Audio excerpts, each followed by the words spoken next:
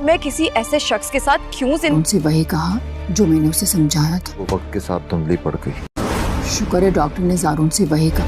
ماہم سے جو مجھے محبت تھی وہ زندگی گزاروں جسے مجھ پر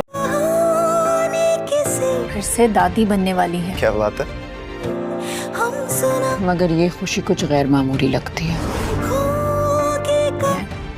امی بہت خوش. ناظرین آپ دیکھیں گے کہ ماہم اپنے آپ کو بچانے کے لیے جھوٹ پر جھوٹ بولے جا رہی ہے، اور کیوں نہ کہ دن بدن ذہن کی طبیعت اور ہی خراب ہوتی جا رہی ہے. یہ سب کچھ نوٹ کرتا ہے زارون خود بھی. وہ اکثر اس سے پوچھتا ہے کہ زارون کی طبیعت کیوں خراب ہو رہی ہے، مجھے لگتا ہے جیسے میرا بچہ سست ہے. اس پر آگے سے ماہم کہتی ہے ایسی کوئی بات نہیں ہے، وہ بس کھیلتا رہتا ہے، اسی وجہ سے آپ کو تمہیں زارون سست لگتا ہے. وہ کہتا ہے کہ نہیں، چلو آج میں اسے ڈاکٹر کے پاس لے کر جاتا ہوں، اس کا چیک اپ کرواتا ہوں. تو میں اسے کون سی دوائی دے رہی ہوں. وہ دوائی دکھاتی ہے تو وہ اسی بہانے وہ دوائی بھی اٹھاتا ہے اور ڈاکٹر کے پاس چلا جاتا ہے. ادھر آپ دیکھیں گے کیونکہ ڈاکٹر کو پہلے ہی ماہم نے اس کے ساتھ بات چیت کر لی ہوتی ہے، اسے پیسے دے دیے ہوتے ہیں کہ جب میرے شوہر مجھے لے کر اس ڈاکٹر کے پاس تمہارے پاس آئے گا تو تم بھی وہی کرنا جو میں نے تمہیں کہا ہے. تو وہ کہتی ہے کہ ٹھیک ہے. اسی طرح ڈاکٹر کا چیک اپ کراتا ہے تو ڈاکٹر بھی وہی کہتا ہے جو کہ ماہم نے کہا ہوتا ہے. تو وہ کہتا ہے کہ ٹھیک کہہ رہی ہو. تو وہ واپس لے کر بچے کو آ جاتا ہے. ادھر شفق کو بھی ڈرونے خواب آتے ہیں. وہ اپنے بچے کی خاطر بہت پریشان ہوتی ہے، راتوں کو اٹھ کے دعائیں کرتی ہے کہ اللہ میرے بچے کو صحت دینا، کیونکہ مجھے لگتا ہے کہ میرے بچے کے ساتھ کچھ غلط ہو رہا ہے. یہی باتیں اب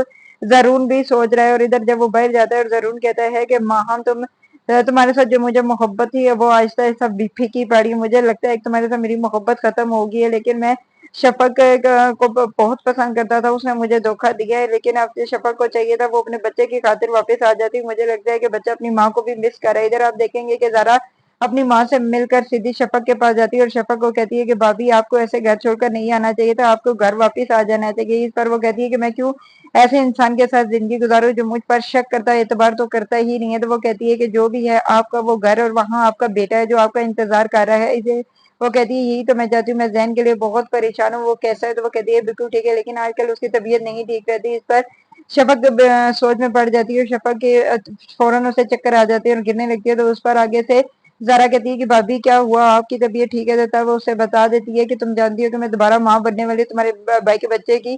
تو اس پر وہ خوش ہو جاتی ہے اور وہ کہتی ہے یہ تو خوشی کی بات ہے. وہ فوراً اپنی بھابھی کو گلے لگا کر رونا شروع ہو جاتی ہے. اس پر وہ کہتی ہے کہ زارا تمہیں کیا ہوا، تمہیں خوش نہیں، تم کیوں رو رہی ہو؟ تو وہ کہتی ہے کہ میں بہت خوش ہوں کیونکہ میں اپنی قسمت پر رو رہی ہوں. آپ جانتی ہیں نا کہ میرا مس کیریج ہو گیا. تو اس پر شفق کہتی ہے یہ مجھے چیز نہیں پتا تھی. تو وہ کہتی ہے کہ بھابھی میں اپنے بچے کو کھو چکی ہوں، لیکن یہ سب کچھ اور کسی کے بل بوتے پر نہیں ہوا، صرف سے ماہم کی وجہ سے ہوا. میں اسے کبھی بھی معاف نہیں کروں گی. اس کی وجہ سے آج میرا بچہ میرے پاس نہیں ہے، کیونکہ گھر میں کوئی اور موجود ہی نہیں تھا جس کی وجہ سے میں سلپ ہوئی تھی وہاں پر. اور کون کرا سکتا ہے یہ سب مام کی کوئی. اس پر وہ کہتی ہے کہ اچھا ٹھیک ہے کوئی بات نہیں، تم اپنے آپ کو سنبھالو. تو اس پر جب سے وہ کہہ کے گئی ہے کہ اب زین کی طبیعت ٹھیک نہیں ہے تو وہ پریشان کی. ادھر اپنی ماں کو آ کر کہتی ہے کہ آپ خوش ہو، آپ دوبارہ دادی بننے والی ہیں.